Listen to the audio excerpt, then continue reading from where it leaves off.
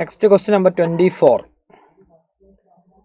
A solid circular disc of mass 50 kilogram rolls. Disc roll ചെയ്യുന്ന question ആണ്. അപ്പോൾ system of particles and rotational motion എന്നാണ് ഈ ചോദ്യം. വർക്ക് എനർജി പവറിൻ്റെ ചെറിയ ഭാഗങ്ങളുണ്ട്. Along a horizontal floor so that its center of mass has a speed 0.4 meter per second. അപ്പോൾ ഡിസ്കിൻ്റെ speed തന്നിട്ടുണ്ട്. The absolute value of work. ഈ വർക്ക് കാൽക്കുലേറ്റ് ചെയ്യാൻ നമുക്ക് ചേഞ്ച് ഇൻ കൈനറ്റിക് എനർജി കണ്ടാൽ മതി. ബട്ട് ഇവിടുത്തെ ചേഞ്ച് ഇൻ കൈനറ്റിക് എനർജി എന്ന് പറഞ്ഞാൽ ഇയാളെ നിർത്താണ് വേണ്ടത്. നിർത്തുക എന്ന് പറഞ്ഞാൽ സ്റ്റോപ്പ് ചെയ്യാണ്. അപ്പോൾ 0 final minus initial kinetic energy K initial. But what is this K initial? അതാണ് ഇവിടുത്തെ പ്രശ്നം. അത് രണ്ടെണ്ണം ഉണ്ട്.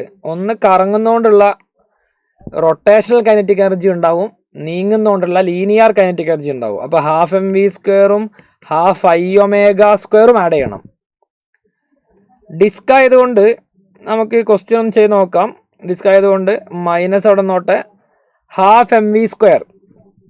ഹാഫ് mv² എന്ന് പറഞ്ഞാൽ kinetic energy, normal kinetic energy half mv² plus half into ഡിസ്കിൻ്റെ മൊമെൻ്റ് ഓഫ് ഇനേഷൻ എന്താ mr²/2. അതുപോലെ ω² എന്ന് പറഞ്ഞാൽ എന്താ ഒമേഗ ഈക്വൽ ടു v/r. അപ്പോൾ സ്ക്വയർ വരുമ്പോൾ v²/r² വരും. വെട്ടിപ്പോയാൽ 1/4 mv² വരും. ജനറലി അപ്പോൾ നമുക്ക് mv² പുറത്തെടുക്കാം. ബാക്കി എന്താ 1/2 പ്ലസ് 1/4 വരും. 1/2 പ്ലസ് 1/4. അപ്പോൾ നമുക്കത് കാൽക്കുലേറ്റ് ചെയ്താൽ 6/8 ആണ് കിട്ടുക. mv² into 6/8. ഒരു മൈനസ് ഉണ്ടാവും, ഞാനത് മിസ്സാക്കിയതല്ല.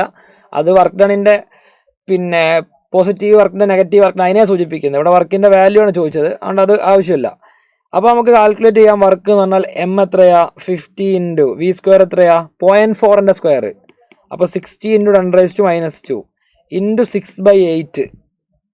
ഓക്കെ, 8ഉം 16ഉം കട്ട് ചെയ്താൽ 2. 2 ഇൻറ്റു 5 10. ആ 100ഉം ഇതും പോയാൽ answer is 6 joule. 6 joule is the right answer. So 6 joule.